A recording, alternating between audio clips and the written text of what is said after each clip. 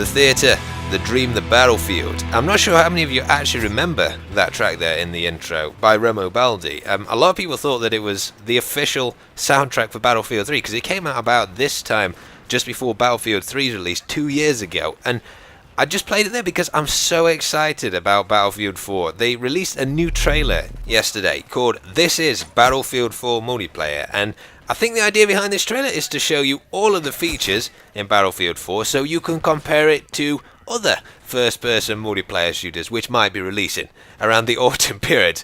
And I have to say, it is rather persuasive, that trailer, so I know which first-person multiplayer shooter is probably going to be my favourite this year. Having said that, we will get to find out whether or not it is as good as it looks, and I really hope it is, because I'm so excited about Battlefield 4. It seems like, because it's the game Battlefield 3 should have been. From everything I've seen, that's what it looks like, and Battlefield 3 was good for me. It wasn't the best game I've ever played, but it was really good, and the fact that they're actually going to improve on that and possibly make the best Battlefield game yet, man, I cannot wait. I cannot wait. And as I'm sure you've heard, the wait is nearly over.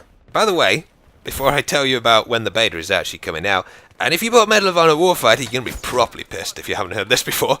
I unfortunately bought it as well, but I had Battlefield 3 Premium, and that gets you in anyway into the beta for Battlefield 4 at the early day. But I just wanted to explain this game mode I'm playing here. Probably not a good time to explain it, given it's gone all dark now because I'm out of bounds.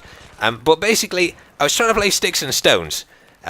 So instead of having a crossbow, a knife, and a tomahawk, like you would in Call of Duty, I went for a tank, a knife, and I didn't really. I went for defib pads. I switched out the tomahawk for defib pads because they're probably as difficult to get a kill with now as the tomahawk probably is in Call of Duty. But I stole that. Just so it's actually quite an interesting game mode, and it's surprising. It's surprising how oblivious people are if you don't shoot at them.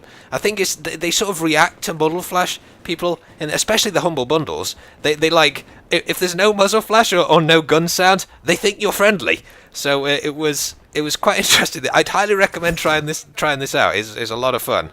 However, the Battlefield 4 beta, as I was saying, basically there's 3 ways to get into it on October the 1st. So it will be out on October the 1st. In fact, if you got it on PC, you should be able to see it right now in your Origin. It should be there sort of greyed out. I think you can actually preload it before the 1st, but I don't think that's been confirmed yet. I'm pretty sure you can, because you could for Battlefield 3 when that came out.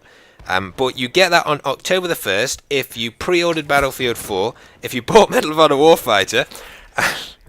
Danger Close has been closed down now. It's okay, guys. They won't inflict that on us again. And if you bought Battlefield 3 Premium, so they're the 3 ways you can get it on October the 1st. Then the game becomes available to everybody on the 4th of October. Now, obviously, it's not going to be the full game. You're just going to get like a couple of maps. I think it might actually just be one map. It's probably going to be Siege of Shanghai. I don't think it will be either that or Parcel Storm. Or Paracel Storm, sorry, that you get to play on. Of course, they had, when Battlefield 3 was released, they had Metro and Caspian Border, although some people found out the password to get into Caspian Border, so they didn't actually have Caspian Border, but there were 2 maps in that. And just look at that bunny hopping! I actually feel abused by that bunny hopping, to an extent, watching that back. That guy needs to see what happens when Bugs Bunny actually got caught by Elmer Fudd. And trust me, that carrot went places where a carrot should never go. Should never go. Field upgrades. Good old random change of topic.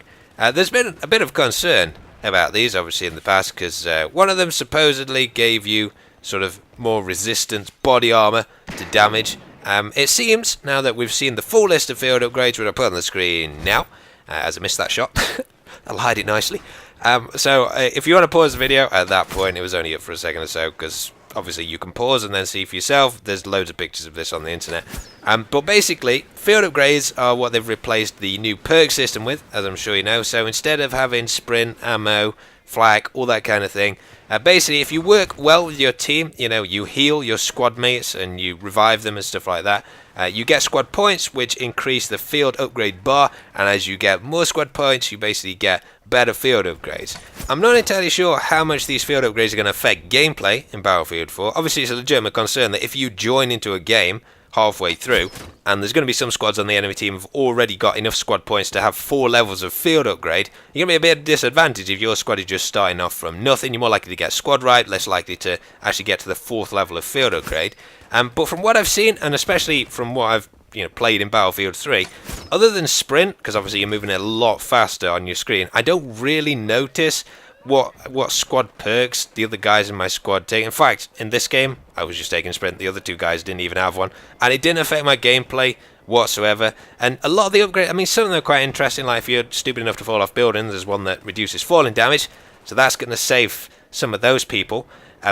There's also some quite interesting ones for the sniper class, the recon class, in that there's one that lets you hold your breath for 100% longer in that list. There's also one that makes you invisible to tugs, and also one that increases the range of those of tugs and the new motion balls as well. So it seems like there is a bit of a boost to the sniper class, but the rest of the classes, I don't think you're really going to notice. I mean, it's not going to be like Call of Duty where you get a perk and it sort of tailors how you have to play that class, because it's such a big advantage one way or another. It's just going to be something sort of minor that might help you in a rare circumstance. I mean, in the end, it's really got to be that way, because there's so many different ones you can take. Each of the classes has their own 2 specific field upgrade sets that you can have, that you can only have whilst playing, say, as a recon, or you can only have playing as an engineer. And then all of them have got a defensive, offensive, and a shadow one. Shadow's kind of like if you want to be the sneaky ninja kind of guy with your field upgrades. So all of the classes can take those 3 as well. So there's basically 5 for each of the classes. But that's how it's going to turn out in Battlefield 4. I think if you're a good player, you're still going to end up being a good player, whether or not you've got field upgrades. But thanks for watching, guys. I hope you enjoyed this video, and I'll post some GTA tomorrow. See you in the next chapter.